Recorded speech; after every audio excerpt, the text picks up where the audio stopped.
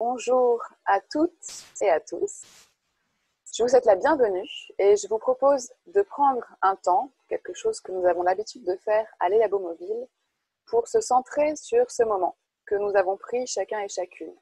Alors je vous propose de juste concentrer en une inspiration et une expiration, l'intention qui a fait que là, ce matin, vous avez fait la démarche de prendre le temps et de dédier une partie de votre matinée à écouter nos interventions et aussi à vous centrer sur pourquoi cette thématique d'entreprendre autrement et d'accroître son utilité sociale est importante pour vous. Donc je vous invite à une inspiration pour se connecter à cet instant unique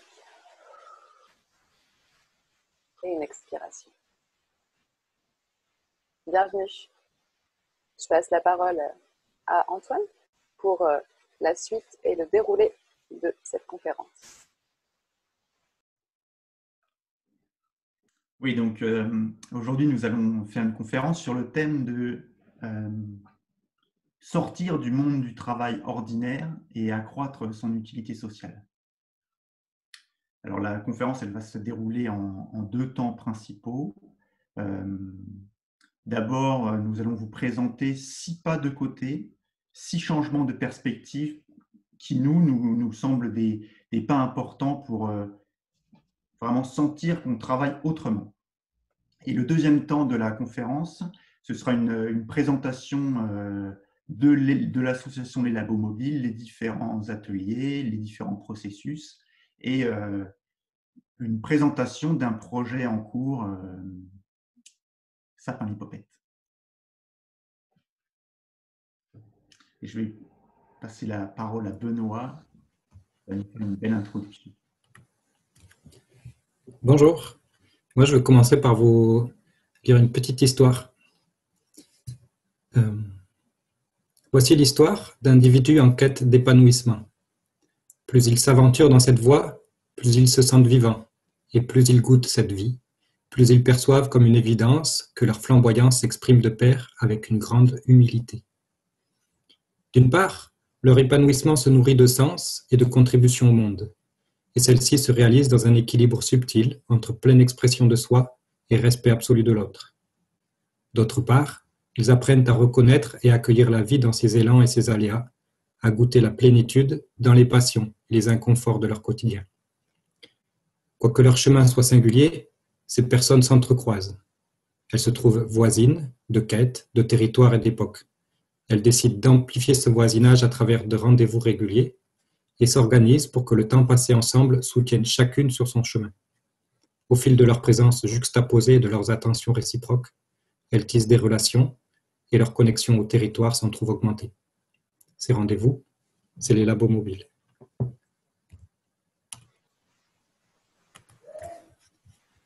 Merci Benoît. Alors, quand j'entends ce texte, il y a des mots qui résonnent très fort en moi comme épanouissement, contribution, respect de soi, plénitude. Et tout ça associé au monde du travail, il y a une part en moi qui a envie d'y croire et l'autre part en moi qui me dit mais comment, de façon rationnelle, peut-on vraiment faire descendre tout ça dans le réel? Antoine, est-ce que tu as des éléments de réponse? C'est vrai que quand on entend Benoît, on entend de la poésie. Et pour pas mal d'entre nous, c'est difficile d'imaginer que cette poésie, elle puisse être concrètement applicable dans le monde du travail qu'on connaît actuellement. Et justement, l'idée aujourd'hui, c'est de vous présenter 6 pas de côté, donc 6 changements vraiment de perspective qui nous demandent en réalité beaucoup de courage au quotidien pour être incarnés. Et donc, notre vision est poétique et nos actions demandent un courage au quotidien pour être incarnés. Donc, voilà, on va vous présenter ces 6 pas de côté. Le premier pas de côté, ce sera je travaille sans attente. Le deuxième pas de côté, j'exprime le meilleur de moi-même. Puis, je vois les tensions comme des pépites. Je travaille pour moi en relation avec les autres. Et nous finirons donc avec les 2 derniers pas de côté. Je prends du temps pour m'offrir du temps. Et enfin, je sors du temps productiviste.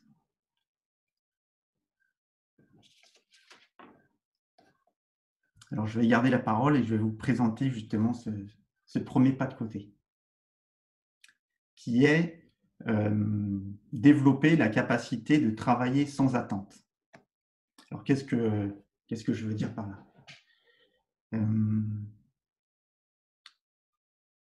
Quand j'entends Benoît tout à l'heure, c'est vrai que je suis rempli d'espoir.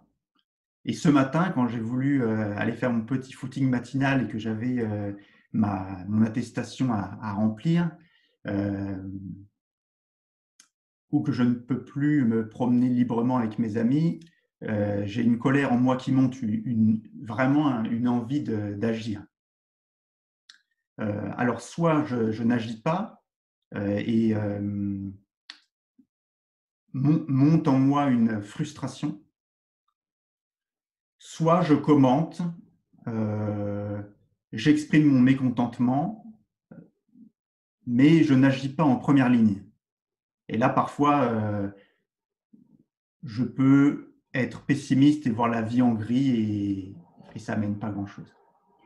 Donc, ce pas de côté, c'est vraiment comment est-ce que je peux apprendre à agir de façon utile et responsable, sans attente. Pour moi, pour ma famille, pour ma société, pour la nature. Alors, je vais juste vous décrire les 4 grandes étapes pour moi qui m'ont permis vraiment aujourd'hui de me sentir bien avec cette action. Une première grande étape dans ma vie, ça a été d'être vraiment en quête de sens. Je me suis posé des questions sur comment fonctionnait le monde, ce qui me semblait un petit peu aberrant, et je me suis posé la question comment est-ce que je peux bien vivre? Et peut-être que des êtres humains avant moi avaient déjà arpenté un chemin, et est-ce que je peux m'inspirer de ce qu'ils avaient appris à l'époque? Donc ça, c'est vraiment une question qui m'a suivi toute ma vie et que je continue bien sûr à me poser, mais en tout cas, ça m'a donné vraiment un sens à suivre, une direction, un but, et ça m'a permis de prendre mon courage à deux mains pour commencer à agir. La deuxième étape, ça a été dans mon parcours professionnel, ça a été de explorer la question de l'organisation du travail pour essayer en fait, de canaliser cette énergie et d'être efficace quelque part. Donc là, j'étais vraiment dans le monde du travail ordinaire. Je me suis passionné pour tout ce qu'on appelle l'organisation du travail, l'amélioration, les systèmes de management. Et puis, dans ma vie personnelle, c'est un petit peu la même philosophie. C'est comment est-ce que je peux créer des rituels qui sont issus de bonnes pratiques et comment je peux les honorer au quotidien pour structurer l'action. Et voilà, donc un des principes qui est très connu dans le monde du travail ordinaire, c'est le principe PDCA, donc c'est planifier, agir, et puis aussi faire du retour d'expérience. Donc ça, c'est des choses qu'on applique à l'élabo mobile, c'est-à-dire malgré les apparences poétiques, nous sommes extrêmement organisés autour de processus qu'on co-construit ensemble et qui sont de plus en plus solides. Et on a développé une bonne expertise dans la capacité de travailler avec les nouvelles technologies et à distance. La troisième étape dans mon cheminement vers travailler sans attente, ça a été de développer, je dirais, ma force de caractère et ma volonté pour passer à l'action. Là, ça a été quand j'ai endossé plutôt des postes de manager ou de responsable projet. Donc, c'est notre capacité en fait à imaginer et à choisir des stratégies et à les appliquer au quotidien. À ce stade-là de mon parcours professionnel, j'y avais trouvé du sens, j'étais très organisé, j'avais, comme on dit, une volonté de faire et donc j'avais connu un certain succès dans mon travail ordinaire.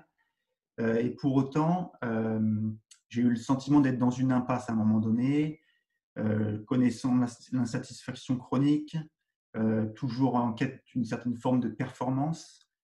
À un moment donné, on croit même qu'on n'est plus spécialement obligé de dormir. Donc, il y a cet épuisement qui pointe le bout de son nez quand on essaye d'être vraiment discipliné.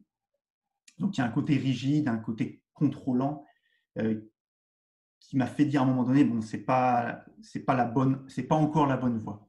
Et donc aujourd'hui, pour conclure sur ce pas de côté, travailler sans attente, j'essaie de cultiver le fait de vraiment passer à l'action sans calculer, sans attendre des gains, sans avoir peur de perdre quelque chose, donc sans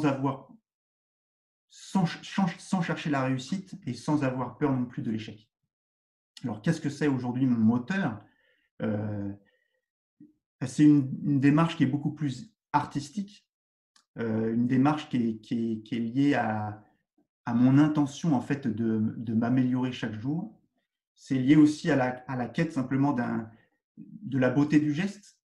Donc, comment est-ce que je peux travailler au quotidien et que je puisse dire c'est du beau travail. Et enfin, c'est cette intention d'être utile et de rendre des services. Et aujourd'hui, l'idée, c'est de concilier en fait ces 4 facettes dont je vous ai parlé pour agir de façon plus libre, plus à l'écoute de soi-même et donc travailler sans attente. Et donc, je vais passer la parole à Benoît pour le deuxième pas de côté. Donc Antoine, merci. Antoine vient de nous raconter, de nous suggérer de travailler, d'exercer son art sans attente. Et moi, je vais insister un petit peu sur le côté individuel de l'art. Dire comment et pourquoi je cherche à exprimer le meilleur de moi-même, à m'exprimer pleinement, et comment, pour moi en tout cas, ça correspond à la meilleure façon que j'ai de contribuer au monde, et donc d'avoir une utilité sociale. Si je reprends au départ de ma démarche, je cherche à faire de mon mieux pour avoir un impact positif, à avoir un impact durable et un impact dans la mesure du possible, en tout cas de mon mieux maximum. Comment je peux faire ça? Pendant une période de ma vie, une bonne période de ma vie, moi j'ai plutôt suivi des chemins qui m'étaient proposés. Et après quelques années de salariat, j'étais développeur web à l'époque, il m'est arrivé un truc bizarre. J'ai commencé à me rendre compte que plus je devenais compétent, plus j'avais de l'expérience et moins j'arrivais à me rendre utile dans le cadre qui m'était proposé dans l'entreprise dans laquelle j'étais. Et ça s'est passé dans une entreprise, 2, 3. Et en fait, je me suis rendu compte que je rentrais plus dans les cases. Parce que je commençais et notamment parce que je commençais à avoir des avis sur les choses à faire, sur la manière de les faire. Ça a été cette idée de ne pas rentrer dans la case et de ne pas savoir me rendre utile dans le cadre proposé. C'était douloureux pour moi. Aujourd'hui, je suis passé sur un autre mode. Je suis entrepreneur. Et du coup, je me suis posé la question, ok, si je ne rentre pas dans les cases, qu'est-ce que c'est ma case? C'est quoi Donc, il y a un parcours de développement personnel qui accompagne l'activité d'entrepreneur. Et pour moi, ça a été la confirmation. Au départ, c'était vraiment pas clair il y a longtemps. Cette histoire de développement personnel m'a apporté la conscience que chacun est singulier, que chacun a ses talents, a ses vulnérabilités aussi, et que, en fait, quand j'étais en salarié et que j'essayais de correspondre à faire ce que ma fiche de poste disait, je devais être à 10-20% de ce que je pouvais faire. Et du coup, je me suis dit, c'est vraiment dommage ça, parce que si je veux avoir un impact positif et maximum, j'ai tout intérêt à libérer les 80% qui restent. Et même si c'est 50 de plus, j'ai tout intérêt à faire ça. Et même si ça prend un peu de temps, j'ai tout intérêt à le faire parce que l'impact que je vais avoir va juste être énorme. Plutôt que de rester 10 ans à 10%, autant prendre 2 ans de recherche et développement intérieur et s'exprimer pleinement après. S'exprimer pleinement, qu'est-ce que ça veut dire pour moi? Ça veut dire déjà se faire confiance. c'est pas parce que je ne corresponds pas tout à fait à des choses que d'autres me demandent que ce que je peux faire, ce que je peux proposer, en fait, ce que je peux faire pour proposer, ça a de la valeur. Ça veut dire aussi que j'apprends à écouter ma boussole intérieure. J'apprends à savoir ben, ce que je suis capable, ou ce que je sais faire, ce que je fais bien, ce que je fais sans faire exprès, ce que je ne peux pas m'empêcher de faire, des choses comme ça. Mais aussi, j'apprends à détecter là où je suis en tension, là, ce qui m'appelle, des choses comme ça. Du coup, ça m'aide à prendre des décisions. Et l'autre chose aussi, c'est que ce travail-là m'amène à, ce travail sur soi, m'amène à incarner ce que je souhaite. C'est-à-dire, avant de pouvoir proposer à d'autres quelque chose, ben, je le propose à moi-même, parce que si ça se vérifie pour moi, ben là, je peux le raconter. Et donc, j'ai une démarche d'essayer de m'exprimer pleinement, et c'est super. Et parfois, on peut avoir l'écho de « Ok, mais est-ce que c'est pas un peu égoïste, ça? Comment on peut avoir une utilité sociale quand on essaye de penser qu'à soi? » Mais en fait, ça marche pas comme ça. Parce que notre... comment dire ça? Quand on agit et que ça sonne juste pour nous, de manière profonde, en fait, on est vivant, on est connecté au monde. Et si de manière profonde, ce que je fais est juste pour moi, en fait, ça a des impacts sur mes proches, sur mes actions, en fait, j'essaye de faire le bien. Et, et plus je le fais, plus je le travaille, plus je le fais en conscience, et plus je vais loin dans cette utilité sociale, justement, utilité sociale ou environnementale. Voilà, donc je m'arrête là sur... donc si je résume, le pas de côté, c'est que au lieu d'essayer de suivre des injonctions ou des chemins qui me sont proposés, je les vois, ces chemins, j'entends ces propositions, mais je sonde en moi, j'écoute ce qui est vivant chez moi, et j'essaye de me diriger avec ça et de proposer ce que j'ai de meilleur. En tout cas, dans la mesure du possible, le plus possible. Ça, c'est mon pas de côté. Et évidemment, quand je fais ça, ben, ça chahute parce que c'est vivant. Il y a plein de contradictions. Enfin, voilà, je me rends compte qu'il y a plein de choses. Ça chahute en moi et ça chahute aussi avec d'autres personnes qui font la même chose. C'est-à-dire que tout d'un coup, on est plein de personnes à s'affirmer et même si on est plein de bonnes intentions, mais on se rend compte que on va devoir chercher comment faire ensemble. Et ces tensions-là, je vais vous laisser Sabrina en parler.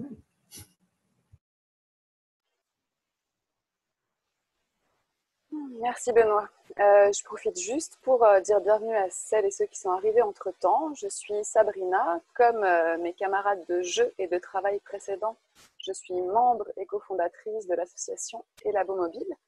Et quand j'entends Benoît, moi je vais vous parler du troisième pas de côté qu'on vous propose d'explorer ce matin, qui est honorer les tensions d'un groupe, honorer les tensions du groupe. Quand j'entends Benoît parler de s'exprimer pleinement, ça fait vraiment écho en moi.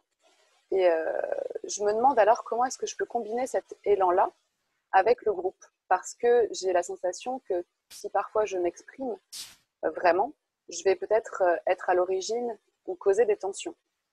Et parfois, je peux me raconter que par intérêt, par respect du groupe, pour le préserver, je vais en fait ne pas m'exprimer totalement et peut-être lisser certains ressentis. Alors moi, ce matin, je vous offre la proposition qui est à tremper dans votre café ou votre thé, qui est de voir un autre paradigme et qui est vraiment d'aller honorer les tensions du groupe. Alors pour ça, je vais vous parler d'une petite histoire qui me plaît bien. C'est l'histoire d'un petit être qui arrive sur cette terre.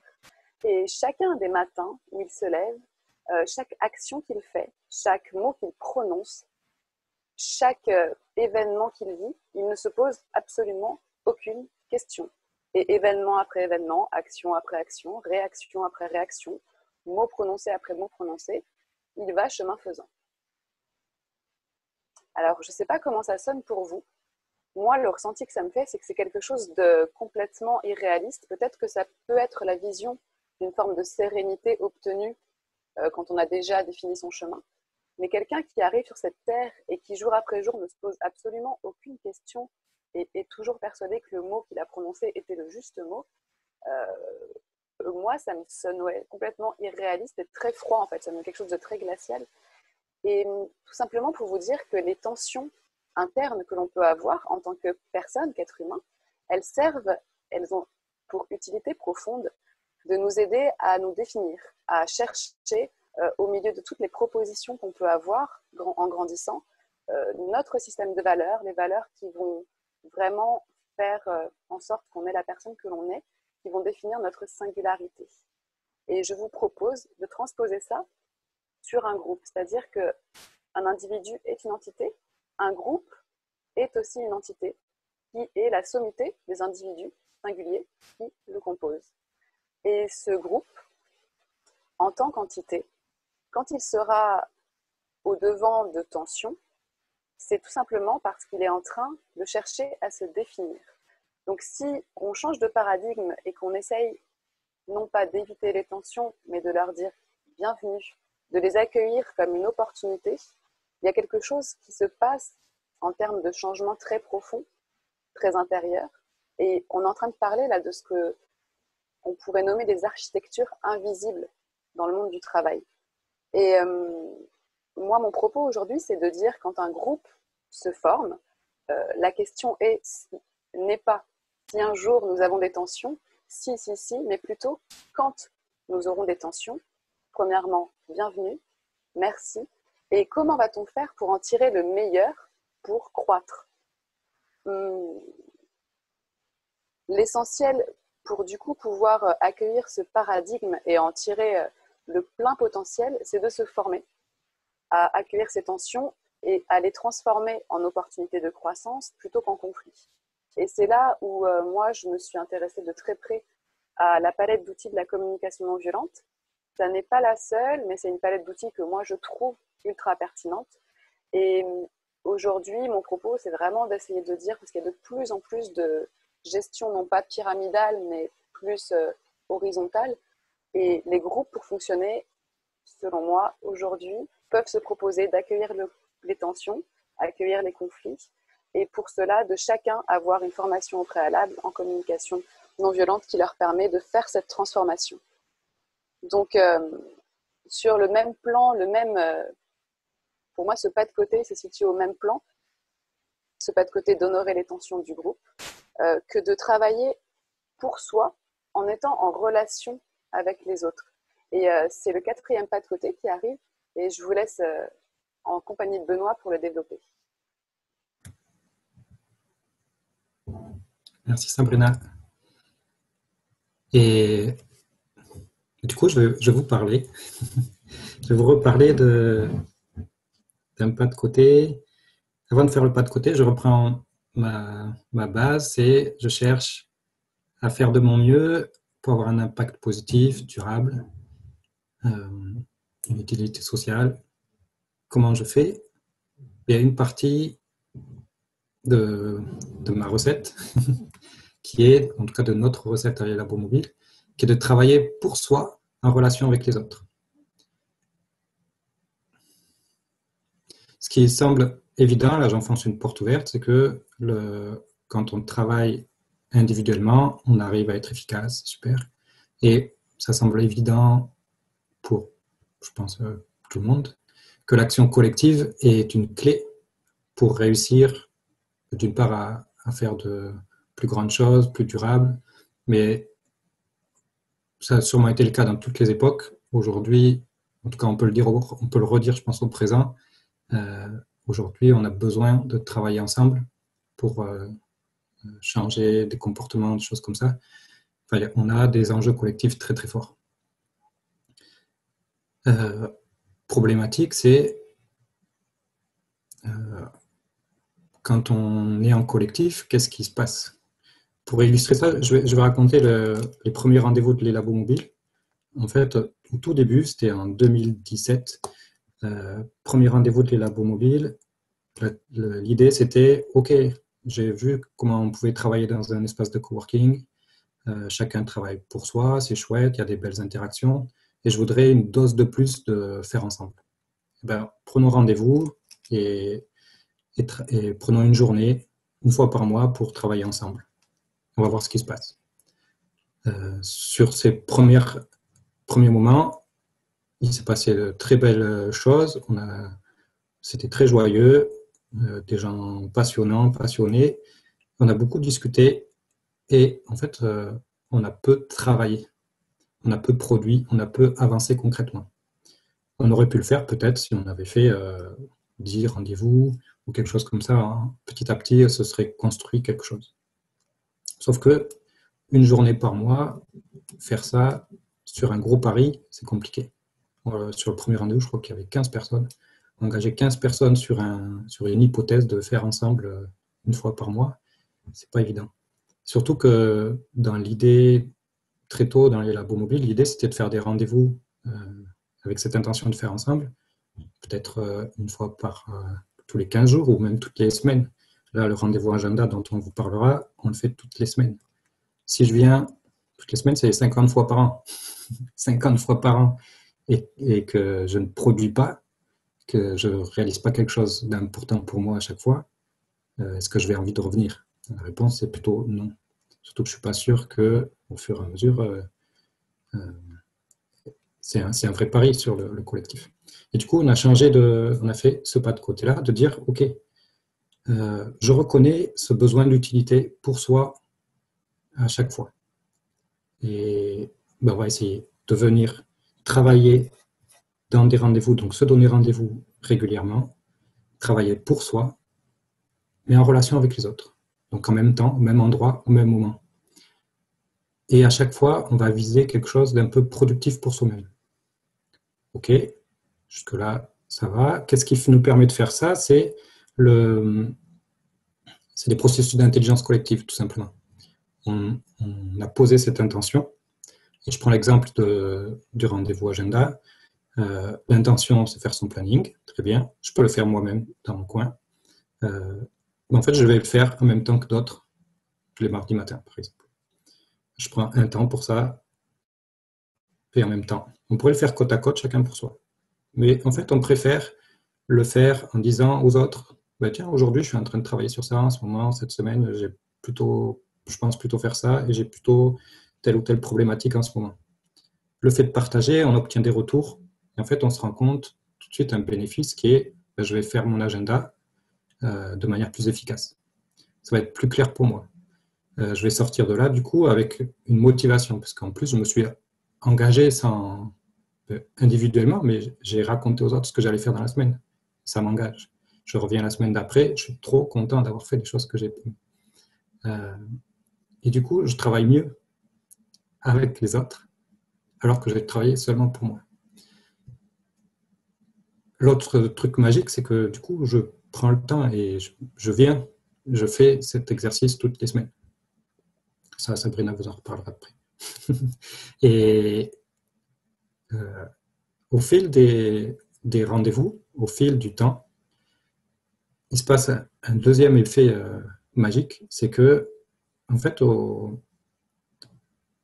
à force de se voir régulièrement, on commence à se connaître, on se voit, on échange, on commence à savoir ce que les autres font, les autres nous connaissent réciproquement, et arrivent des opportunités de faire des choses ensemble, parce qu'on est voisins, parce qu'on est dans le même territoire, parce qu'on a des croisements sur nos activités.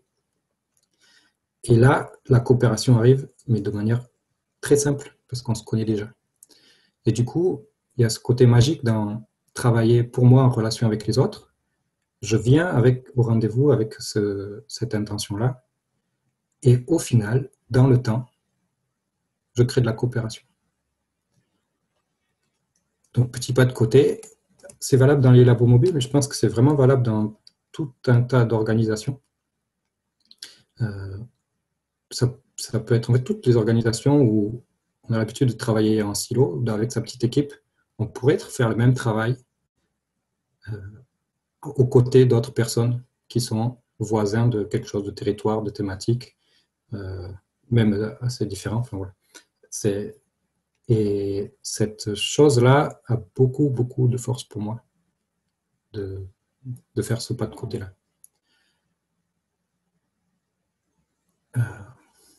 Il y a un truc important pour pouvoir réaliser ça, c'est qu'on doit se donner rendez-vous. Se donner rendez-vous, ça implique de prendre le temps de le faire. Et je vais donc passer la parole à Sabrina qui va commencer à vous parler de temps. Merci Benoît. Alors moi, oui, j'avais très à cœur de vous parler dans ce 5e pas de côté, de ce fait de prendre du temps pour prendre le temps. Alors souvent, le mardi en journée, quand on me demande ce que j'ai fait ce matin, et ben, je réponds ça justement. Je dis, ce matin, j'ai pris du temps pour prendre le temps.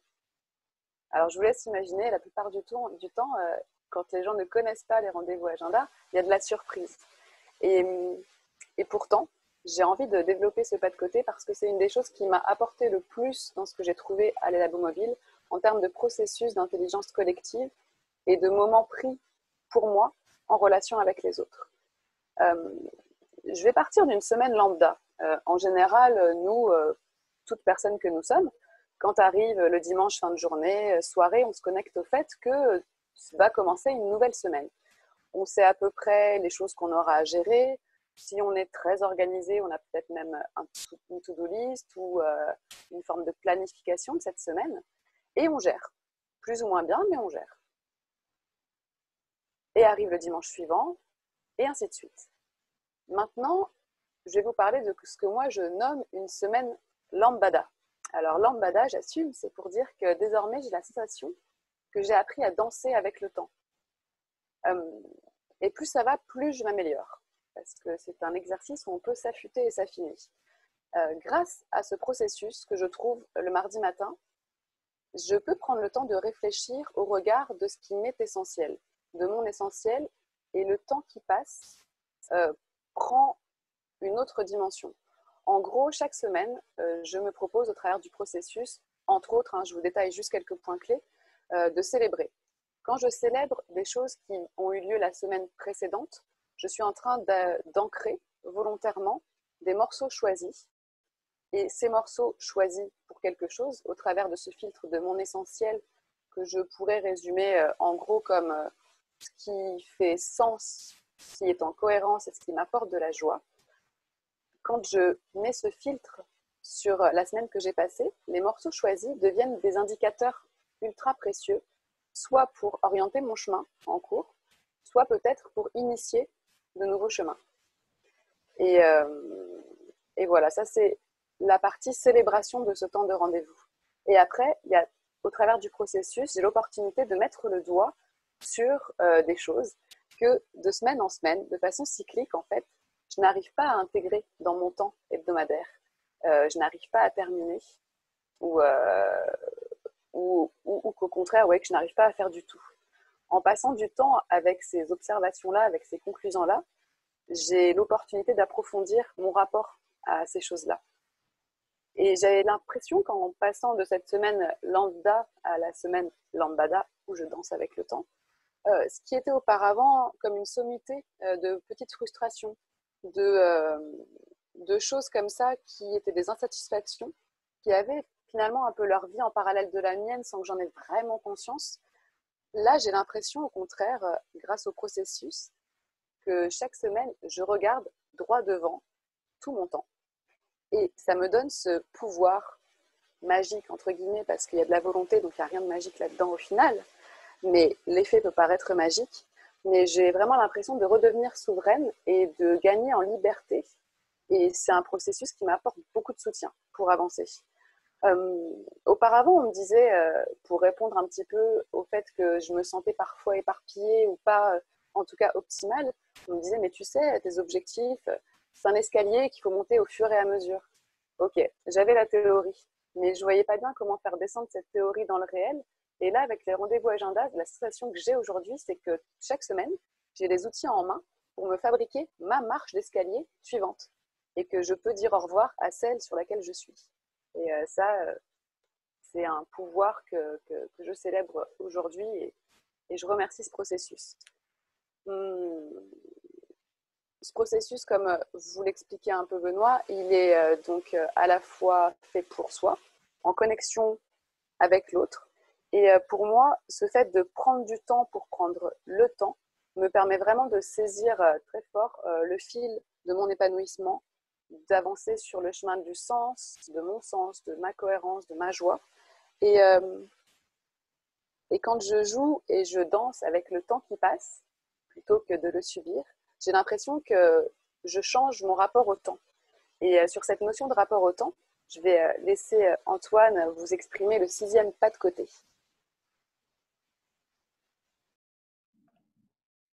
Merci Sabrina. Alors, je vais vous présenter le dernier pas de côté. Peut-être que vous verrez, peut-être que c'est un des plus subtils, notamment à mettre dans le monde du travail. Quand, par le passé, notamment quand j'avais un poste de manager d'équipe, oui, j'ai le son. J'ai eu vraiment le sentiment, à un moment donné de ma vie, d'être vraiment dans un tunnel. Pourquoi? Parce que j'étais très souvent dans l'urgence. Malgré moi, j'étais souvent dans une forme d'agitation, d'action. Et surtout, j'avais le sentiment d'être dans ce tunnel et que ce tunnel était sans fin. Et à un moment donné, je sentais bien que je n'étais pas du tout en train de m'épanouir. Au-delà de ça, ce qui était devenu insupportable pour moi, c'était à un moment donné de considérer les relations que j'avais avec mes collègues de travail comme en fait des tâches administratives qui allaient me prendre du temps et m'empêcher d'avancer dans mes actions. Et ça, à un moment donné, je ne supportais plus ça en moi à ce moment donné. Et puis aussi, il y avait toujours cet usage de plus en plus important des mails et des nouvelles technologies et qui, en fait, vraiment m'imposait un faux rythme qui ne me convenait plus du tout.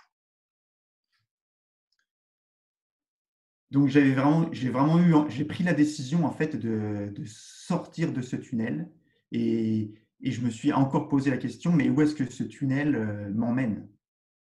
Voilà. Et donc, le dernier pas de côté, je vais vous expliquer comment j'ai le sentiment aujourd'hui d'avoir changé ma relation au temps et d'être dans une relation au temps apaisée. Ma première prise de conscience et ma première décision, ça a été de rééquilibrer ma vie et de rééquilibrer le temps que je consacrais aux choses importantes, comme la famille, les amis, mon couple, du temps aussi que je pouvais consacrer à moi-même, et tout en consacrant du temps au travail et de l'engagement. Mais en tout cas, vraiment retrouver un équilibre. À un moment donné de ma vie aussi, j'étais vraiment en quête de me réaliser grâce à mon travail. Et j'ai pris conscience que le travail ne pouvait pas à lui seul me permettre de m'épanouir totalement et que j'étais responsable de m'épanouir également, de créer de l'épanouissement dans tous les autres domaines de ma vie. Et donc, j'ai pris mes responsabilités et j'ai rééquilibré ce temps. Et aujourd'hui, j'aime commencer ma journée en prenant du temps, notamment dehors, à regarder le soleil se lever, par exemple. À l'Élabo Mobile, ce qu'on fait, c'est qu'on s'encourage les uns les autres à trouver cet équilibre, à le conserver, à le cultiver. Et donc, on est amené à parler de façon parfois intime de tous nos domaines de vie. Et ça fait partie de notre nouvelle façon de nous encourager à avoir une vie équilibrée et à être engagé et à l'aise dans notre travail.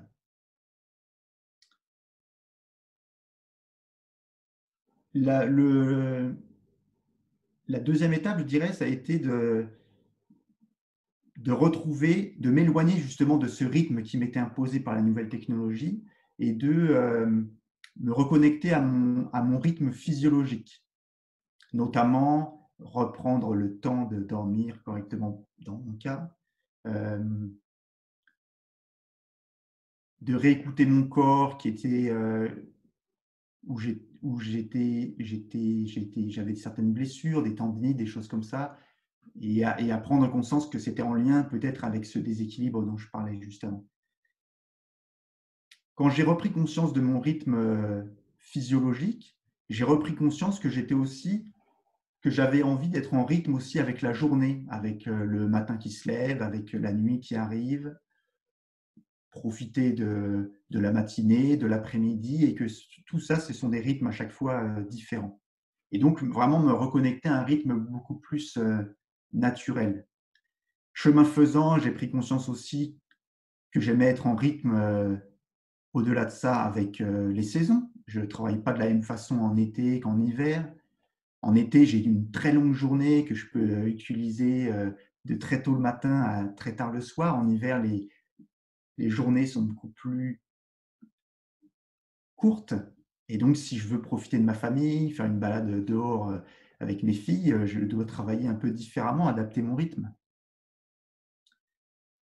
Voilà, donc chemin faisant, je suis sorti de ce tunnel très horizontal, très fermé. Et donc aujourd'hui, j'utilise une autre métaphore qui est plutôt celle du fleuve, où j'essaie de sentir la vie qui s'écoule. Parfois, elle s'écoule plus vite, comme dans un rapide. Parfois, il y a plus de stagnation, c'est plus lent, comme quand le fleuve s'élargit. Et donc, pour être aussi beaucoup plus terre à terre,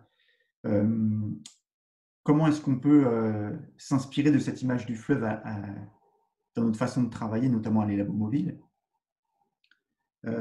Ça va être si j'emploie des mots un peu forts, mais c'est de s'interdire, par exemple, l'usage du mot urgence. Parce qu'à part vraiment quelques cas de force majeure, comme j'ai été pompier, je peux en parler aussi, mais il n'y a pas réellement d'urgence, notamment dans le travail ordinaire. Et donc, l'idée, c'est de relativiser et de revenir à un rythme qui est beaucoup plus apaisé et où l'urgence, en réalité, n'existe quasiment jamais. Néanmoins, il n'y a pas non plus je dirais, de lenteur injustifiée. Donc, l'idée, c'est de trouver le juste équilibre entre pas d'urgence, mais pas non plus, de stagnation et de lenteur inutile. Voilà. Et l'autre notion qui est un peu subtile, mais que je vais juste aborder très très vite, c'est la capacité qu'on développe à l'Elabo Mobile de se laisser agir, c'est-à-dire de passer à l'action quand on en a l'envie. Nous, on dit souvent on en a l'élan, et que personne ne peut nous imposer de passer à l'action si je n'ai pas cette envie-là. Donc, c'est se laisser agir. Et là où ça devient subtil, c'est aussi de laisser les autres agir. Et si je vais un tout petit peu plus loin, si j'ai aussi cette capacité de ne pas agir moi-même, j'apprends à laisser les autres ne pas agir s'ils le souhaitent. Et dans un groupe, notamment quand on évite des relations d'autorité, il y a tout un jeu subtil à développer et des capacités à apprendre pour vivre ce détachement. Et donc, on s'appuie, nous, sur des processus qui sont en réalité, qui ne laissent rien au hasard dans tout ça. Notamment, par exemple, quand j'ai envie d'agir, je sollicite les avis de mes collègues pour savoir si, grosso modo, ils sont d'accord. Et puis, si je n'ai pas d'objection, eh bien, je passe à l'action. Et de la même façon, si quelque chose me semble défaillant ou génère une tension en moi, je traite cette tension, mais je n'oblige pas les autres à passer à l'action à ma place. Et donc, il y a tout un processus qu'on suit pour vivre cette liberté d'agir ou de non agir. Voilà. Et puis, pour conclure sur ce pas de côté, sortir du temps productiviste, et ça va nous permettre aussi de conclure cette première partie de conférence. C'est vraiment cette idée que jusqu'à présent, j'ai utilisé l'image du tunnel qui s'est transformée ensuite en ruisseau. On est quand même sur une vision du temps assez horizontale. Et pour sortir réellement du temps productiviste, l'idée, ça va être aussi de combiner ce temps horizontal avec un temps qui est beaucoup plus vertical et qui consiste, quand on reprend cette image du fleuve, à en fait contempler la berge. Et pour faire ça, c'est pas très compliqué.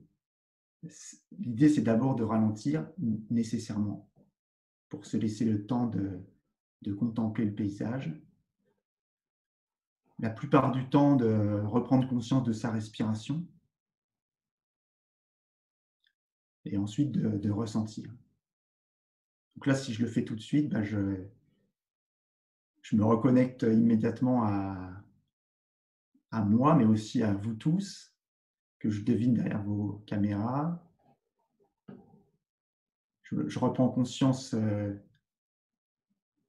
du paysage, mais aussi du paysage humain qui m'entoure, avec vous tous et la somme de toutes vos histoires. Et du coup, forcément, ça me trouble et ça me permet en tout cas de vraiment travailler autrement et en relation avec les autres. Et donc, à l'Élabo, on fait souvent ce type de moment où on prend une pause et le temps de contempler la nature quand on s'autorise à travailler dehors et en pleine nature, et on le fait le plus souvent possible, et aussi au-delà de contempler la nature, de contempler la nature en chacun de nous-mêmes. Voilà. Alors j'espère que ce dernier pas de côté vous aura donné envie de partager avec nous nos aventures. Et donc, on va passer à la deuxième partie de la conférence, qui est vraiment la présentation rapide et concise de l'Élabo Mobile, de ses ateliers, de ses processus et de ses projets collectifs. Et donc, je vais laisser la parole à Benoît et je vais aussi lancer un petit diaporama.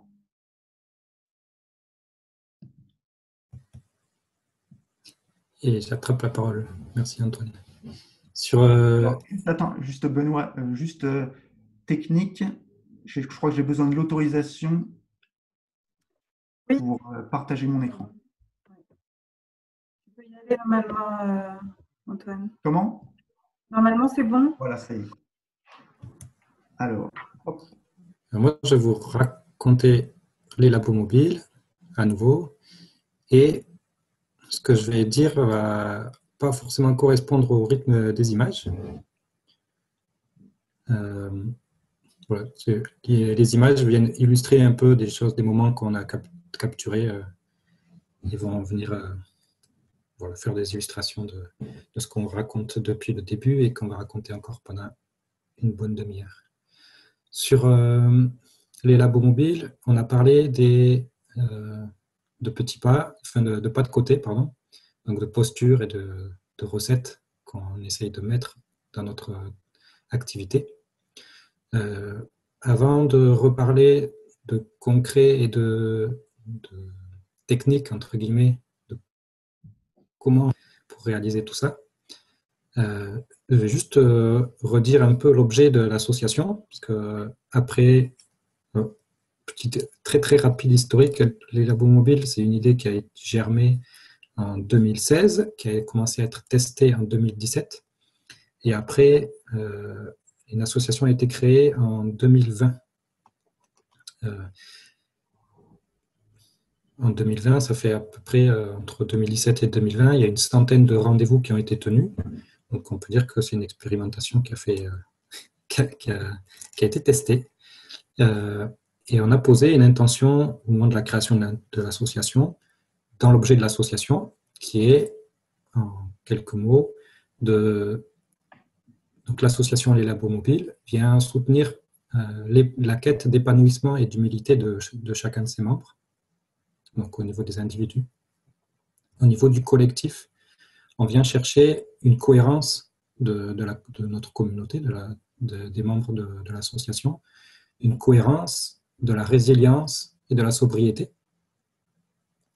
Et il y a un troisième volet qui est une mission de transmission. C'est-à-dire qu'en réalisant l'activité de l'association, on se rend compte qu'on sort de sentiers battus. En tout cas, nous, on découvre des choses, on fait des expériences et on aime ça en plus, expérimenter pour aller chercher les chemins de traverse. Et on se met une mission de ne pas garder ça pour nous et de le transmettre, ce qu'on est en partie en train de faire aujourd'hui. Voilà, ça c'est pour l'objet de l'association. Avec cette intention-là, donc on vient travailler chacun soutenir pour soi et on arrive aussi à de l'utilité sociale parce que c'est ce qu'on vient chercher, c'est presque une conséquence, c'est dans notre intention et à la fois une conséquence presque mécanique de ce qu'on réalise. Maintenant, si je parle concrètement, les rendez-vous les labos mobiles, qu'est-ce que c'est? Justement, concrètement, les labos mobiles, ça s'incarne au moment de rendez-vous. Le gros de l'activité des labos mobiles, c'est l'organisation de rendez-vous de travail où on vient chercher du temps des choses qui sont utiles dans nos activités respectives. Donc là, vous avez vu Antoine, Sabrina et moi, il y a les Flammes, Priscilla et encore d'autres vous envoyez d'autres sur les photos. Chacun, pour la plupart d'entre nous, on est indépendant. Il y a Antoine est salarié. On a différents statuts, mais en tout cas des activités différentes. Et du coup, quels sont les sujets qu'on vient de travailler chacun et qui sont utiles pour nous? On a parlé de l'agenda. On fait aussi des ateliers de co-développement pour résoudre les problèmes que chacun rencontre dans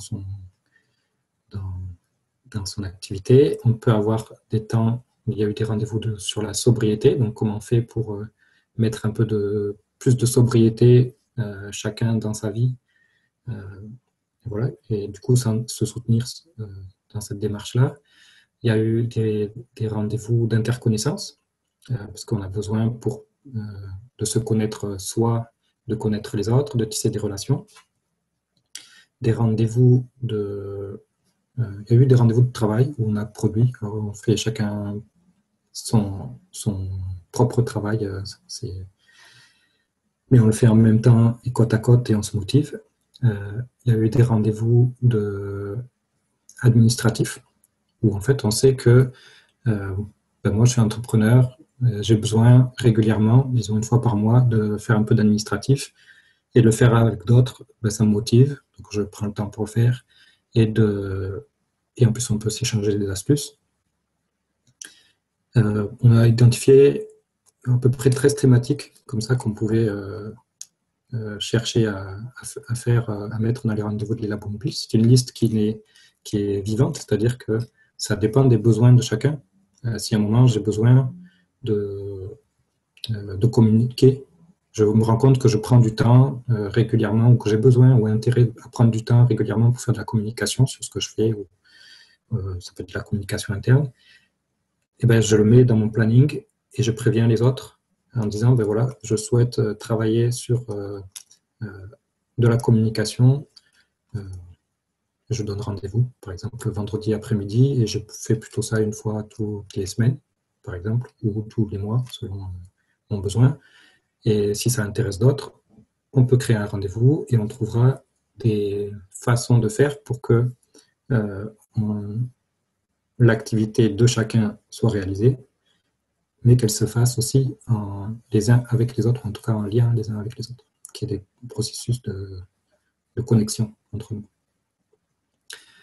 Ça, c'est la deuxième partie. Du coup, on a des rendez-vous et dans chacun des rendez-vous, on a une petite mission qui est enfin une grande mission, qui est de faire en sorte que chaque rendez-vous soit productif à chaque fois pour chacun, un petit peu au moins, et si possible beaucoup.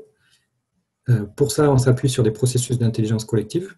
Alors, sur les premiers rendez-vous d'une nouvelle thématique, on invente un peu, on débroussaille, et au fur et à mesure, ça s'affine, ça s'ancre, et ça s'améliore aussi à chaque fois.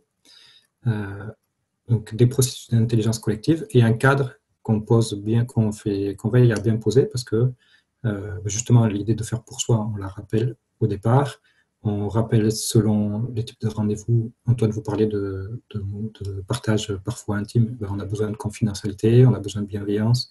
Donc, on veille à ça pour que chacun puisse vraiment s'exprimer pleinement, en tout cas du mieux qu'il peut, du mieux qu'il souhaite, et d'être dans un cadre de sécurité. Voilà.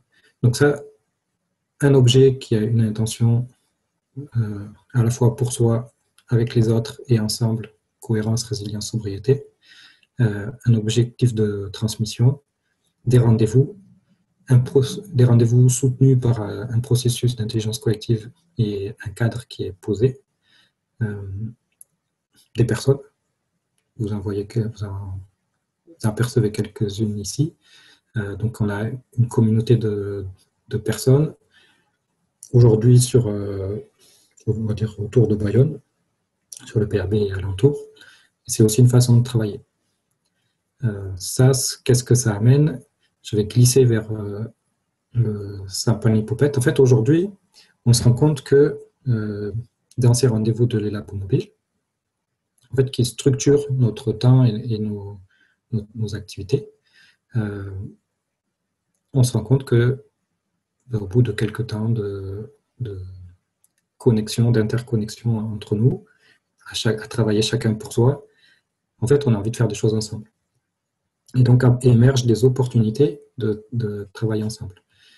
Et on est en train de développer et de clarifier, poser des processus ou un cadre, un espace de coopération, tout simplement. L'idée, c'est que chacun d'entre nous, pardon, je vais éternuer, je vais couper le micro.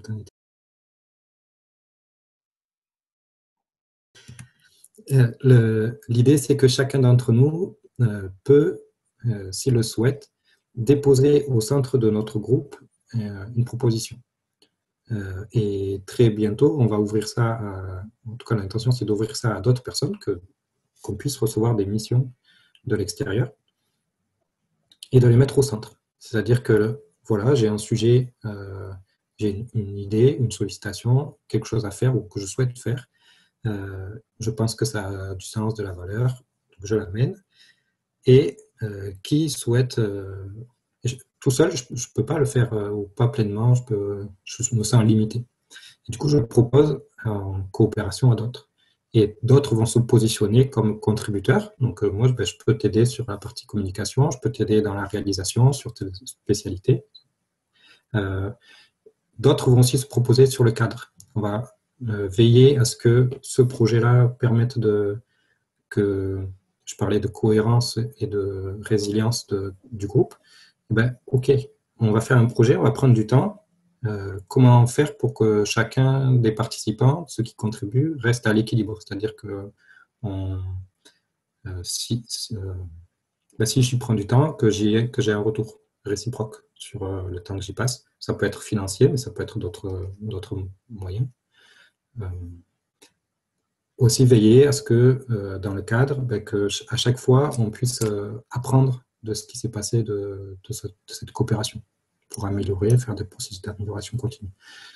Donc, il y a des rôles, on va dire, de contributeurs, un rôle de porteur de projet et des rôles plus cadres qui vont, encore une fois, structurer notre façon de travailler, un peu comme on le ferait dans une entreprise, sauf que là, on est chacun complètement libre de venir, de s'engager.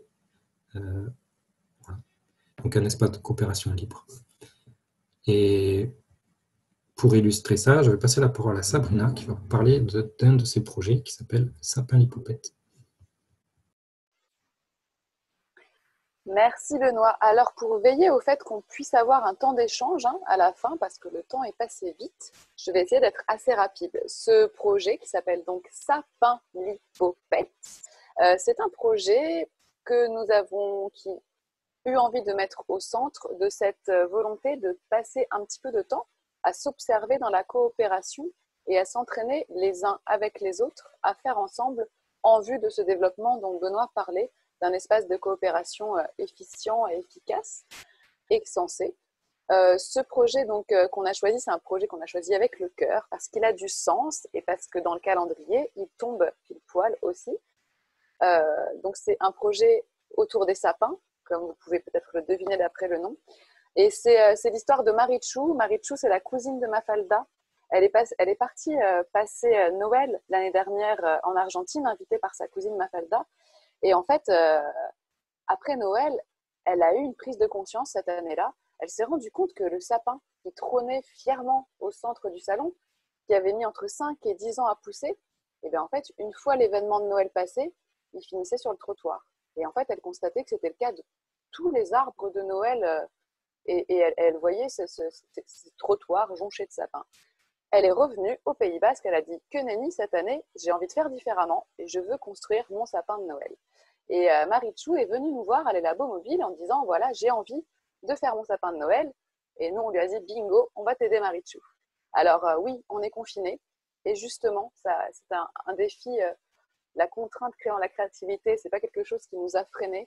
On a eu envie de mettre du sens là aussi et de proposer d'être à la fois soutien et accompagnement pour la réalisation d'un sapin de Noël unique pour soi et aussi de faire de la mise en lien parce qu'on est confinés et qu'on n'habite pas tous au même endroit, donc on peut tous être ressources pour une autre personne et aussi de partager la joie de faire soi et avec le soutien de l'autre. Donc du coup, on a principalement sur les réseaux sociaux occupé l'espace. Depuis 6 minutes, l'événement est publié, c'est une avant-première. Et donc, depuis 6 minutes, vous avez accès sur Facebook à l'événement « Je construis mon sapin Lipopette ». Je peux partager mon écran, Mathilde? Tac, tac, partager, j'essaye. Oui. Voilà, c'est juste pour vous faire, vous montrer en avant-première. Voilà, je construis mon sapin. Sur cet événement, vous trouverez Marichou qui vient nous demander, donc le petit historique de cette histoire. Et nous allons l'agrémenter, le nourrir avec pas mal de choses qu'on a pu faire de notre côté en termes de prototypage pour permettre que des sapins soient faits avec des choses très différentes comme du bois flotté, des branches, des bouts de palette, etc. Mais je vous laisserai découvrir ça. Et donc, rejoignez-nous sur l'événement Facebook.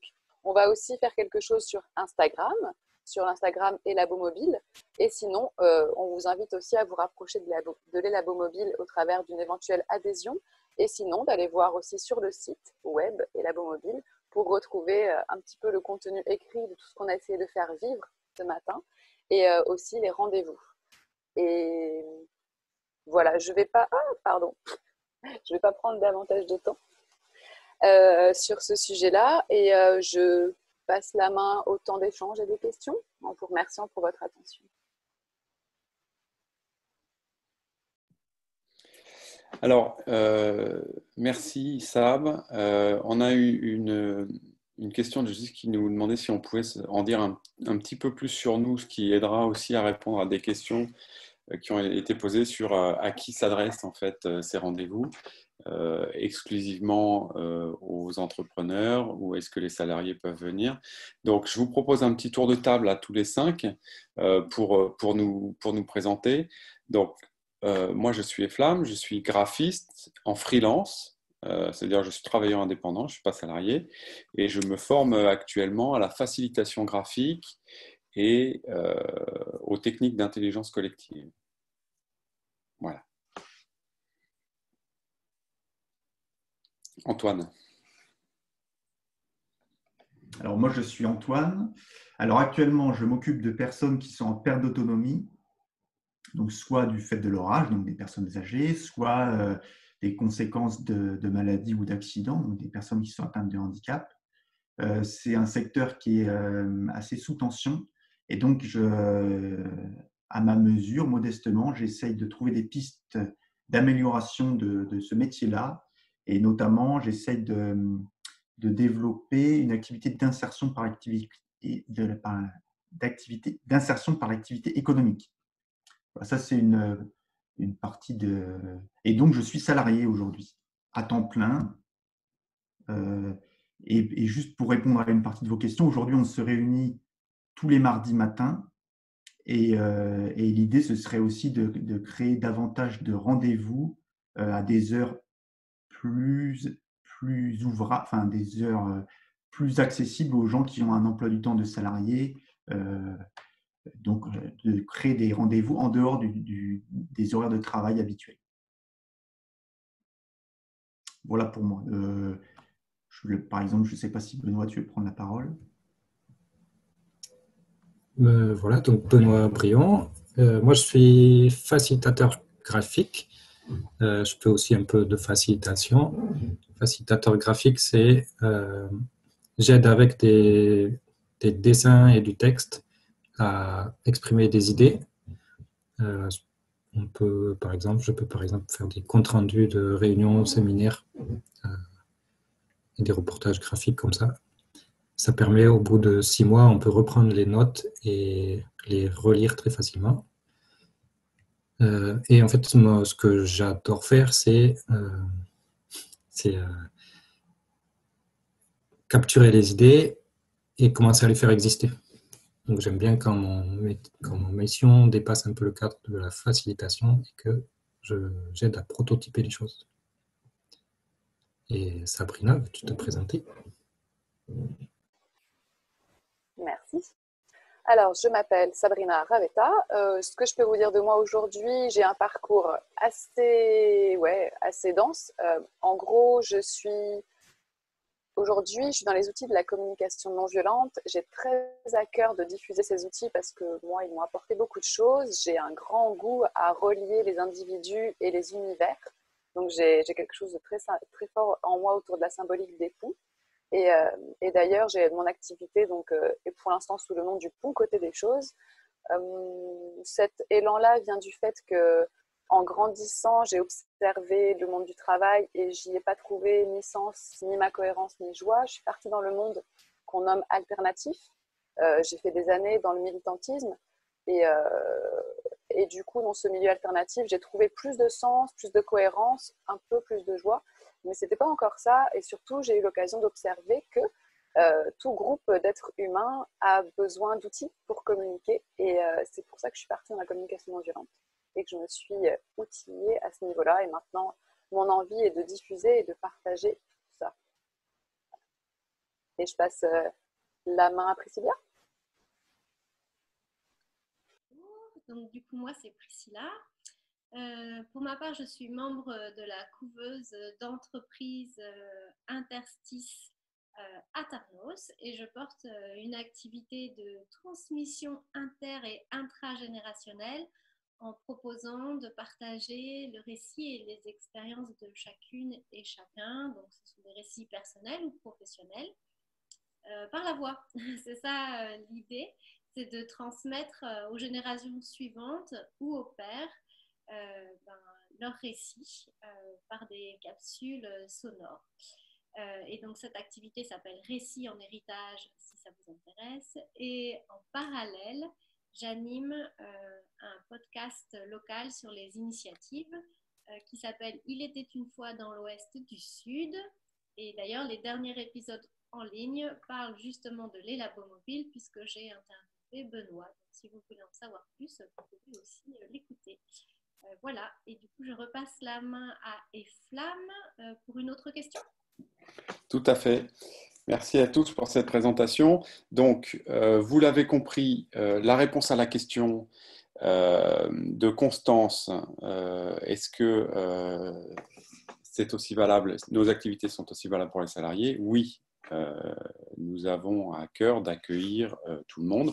Effectivement, aujourd'hui, les rendez-vous agenda qui nous fédèrent, c'est le mardi matin, donc ce n'est pas évident pour les salariés, même si Antoine, lui, a réussi à aménager son emploi du temps pour y participer. Mais bien évidemment, l'idée, c'est d'accueillir tout le monde. J'ai une autre question sur le local que nous aurions. Benoît, est-ce que tu veux nous en parler? Où est notre local?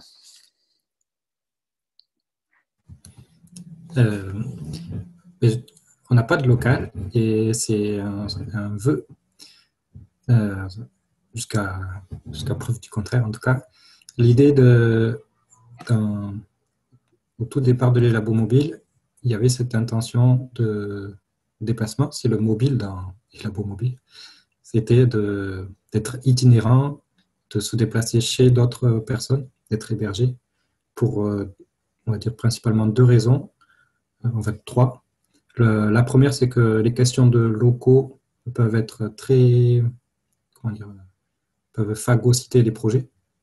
C'est-à-dire que, en fait, le projet de l'Élabo Mobile, son intention, peuvent très bien vivre sans locaux. Et cette gestion-là, l'énergie qui n'est pas dépensée à gérer le local est du coup mieux concentrée sur l'objet de l'association. Donc ça, c'est la première raison. La deuxième, c'est que en se déplaçant, en allant dans d'autres endroits, on change de perspective. En changeant d'environnement, on sort de son cadre de travail habituel et de manière consciente ou inconsciente, ça nous aide aussi à nous connecter ailleurs, donc à changer de perspective tout simplement. Le troisième point, c'est qu'en allant chercher des locaux tiers, et notamment dans des communautés, des locaux gérés par des communautés, on facilite les liens ou les connexions avec ces communautés-là. Donc nous sommes présents dans différents endroits et si dans la mesure du possible, on essaye d'établir des relations avec les gens qui vivent le vélo. Aujourd'hui, le mardi matin, on se voit souvent à l'Artoté Café à Bayonne, et tous les mardis matins, sauf confinement, c'est là-bas. Et il y a eu d'autres endroits, ça a commencé chez Grenadine et Crayonnade à Amblette, on s'est vu au Castellci, à Space Junk, quelquefois chez Kitegia, à l'espace de coworking à Biarritz aussi. Voilà, les lieux peuvent varier et c'est même chouette si ça change. Et c'est chouette encore plus si on crée des liens avec les gens qui nous hébergent.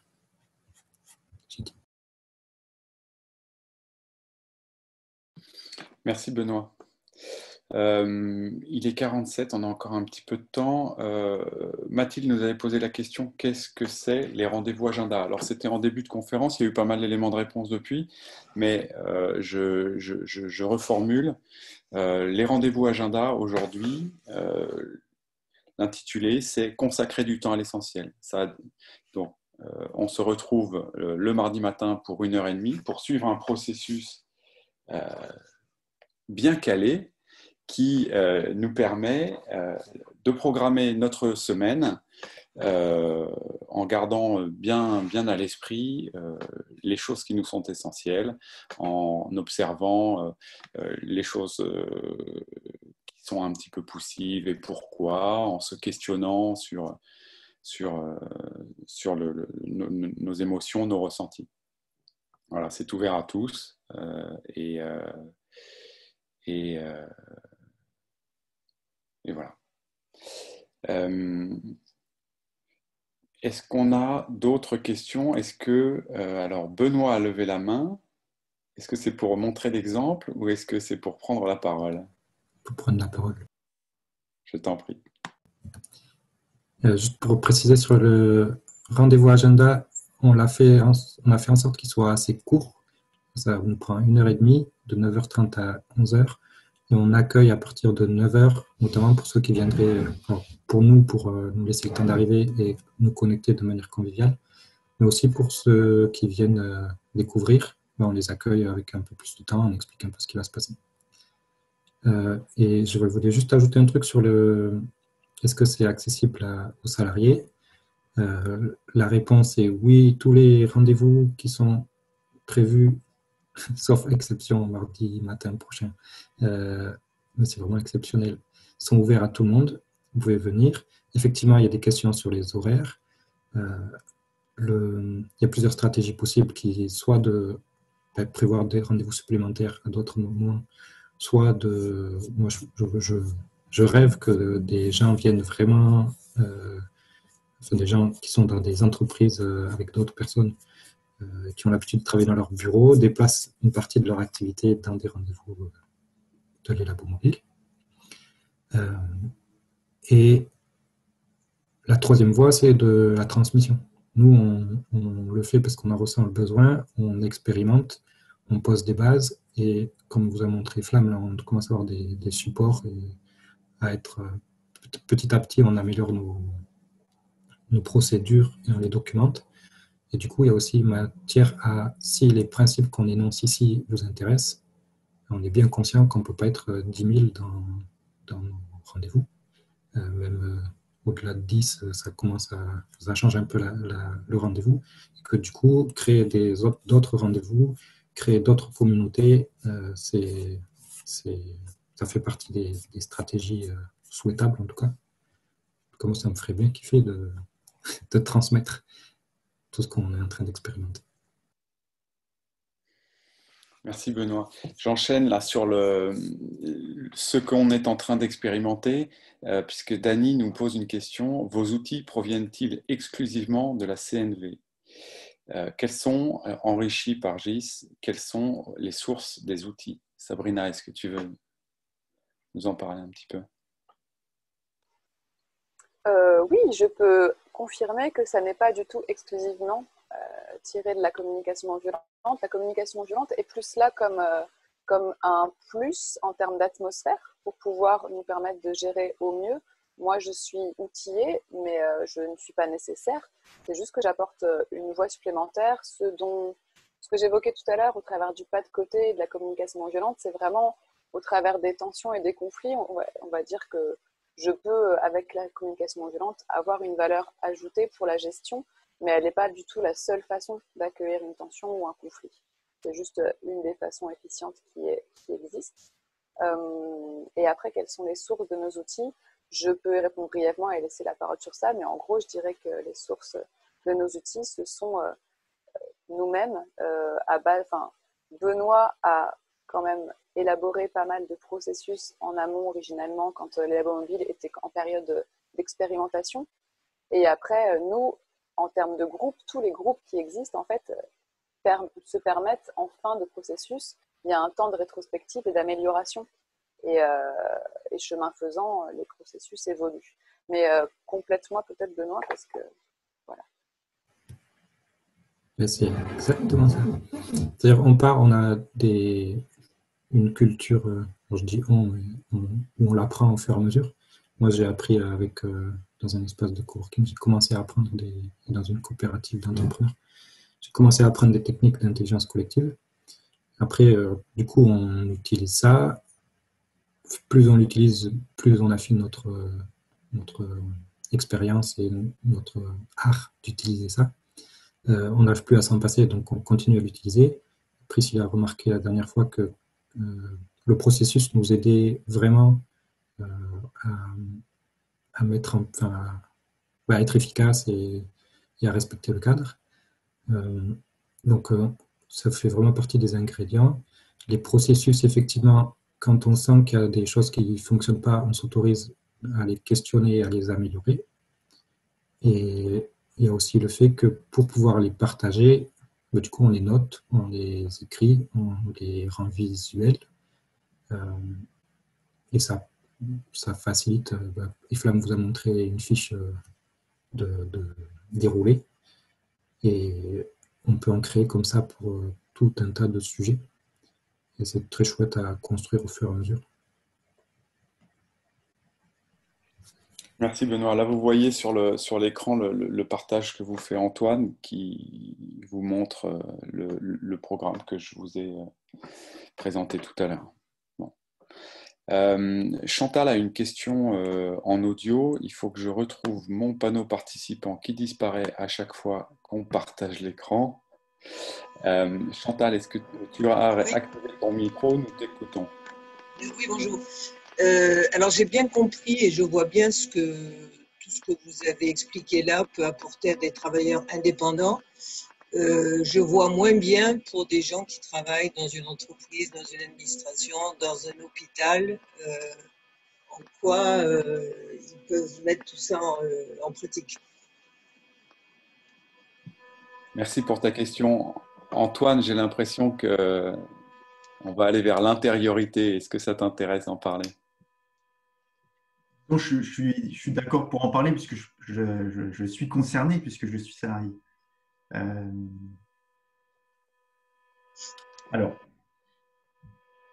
si je dois faire si je peux essayer de répondre à ta question de façon simple, et ce qui me vient en premier à l'esprit, c'est que euh, quand je suis salarié, j'ai un emploi. euh, Parfois, je m'y épanouis, parfois un peu moins. Donc déjà, c'est de prendre conscience que l'emploi, c'est une chose et qu'il y a tout un tas de choses à réaliser pour s'épanouir à côté. Euh, et les labos mobiles, et notamment le rendez-vous agenda qui est consacré du temps à l'essentiel,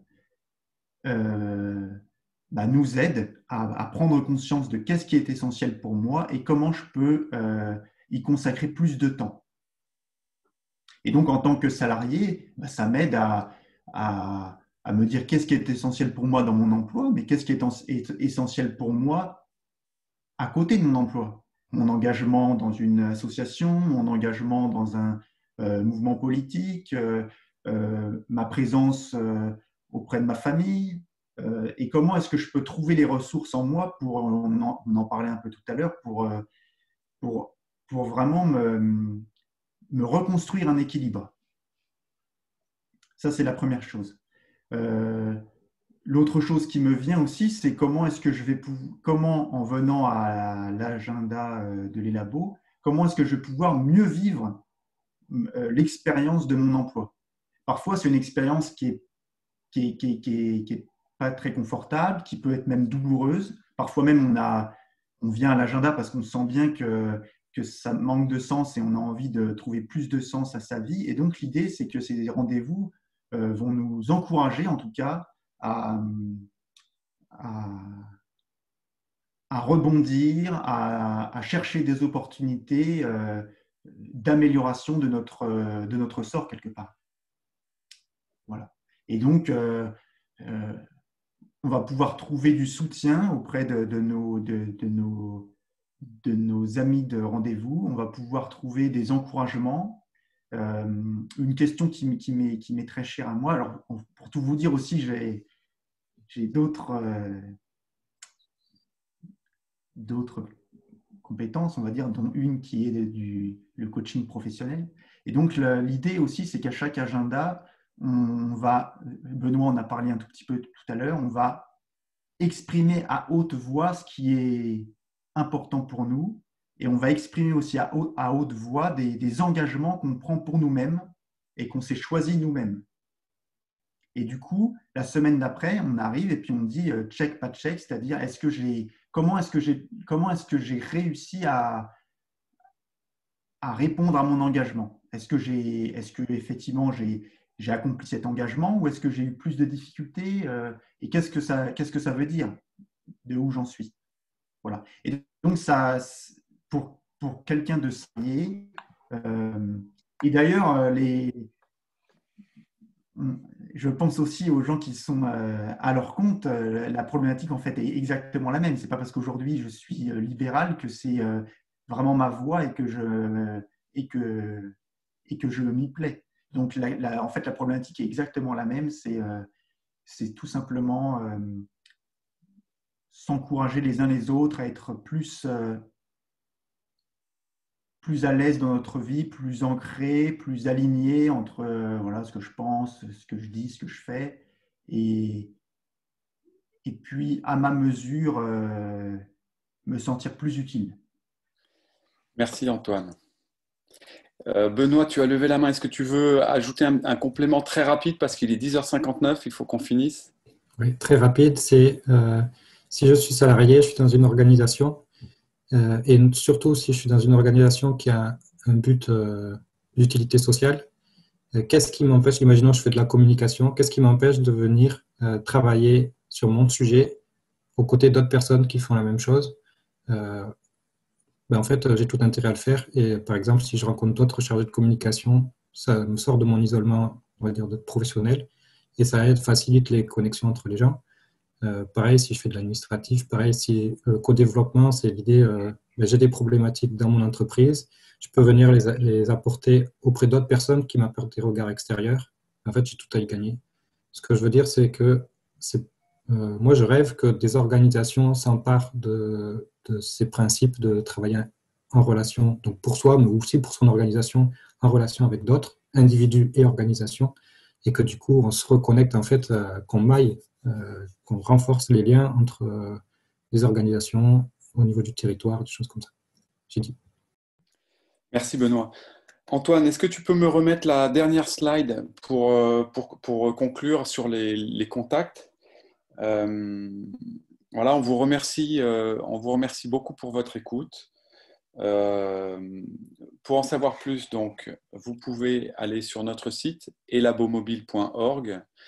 Vous pouvez adhérer en ligne sur le site Helloasso, sur lequel vous verrez, il y a plusieurs montants qui sont proposés. Donc, c'est plusieurs niveaux pas plusieurs niveaux d'adhésion, mais plusieurs niveaux de soutien. Vous pouvez suivre notre actualité sur les réseaux sociaux, comme l'a dit Sabrina tout à l'heure, Facebook et Instagram, et nous rejoindre le mardi matin au rendez-vous agenda ou sur un autre rendez-vous. Pour ça, je vous invite à nous envoyer un mail à l'adresse contact@elabomobile.org, puisqu'on fait ça en distanciel en ce moment. Donc, on vous enverrait le lien pour nous rejoindre. Voilà, merci à tous. Je remercie aussi Priscilla pour le soutien technique.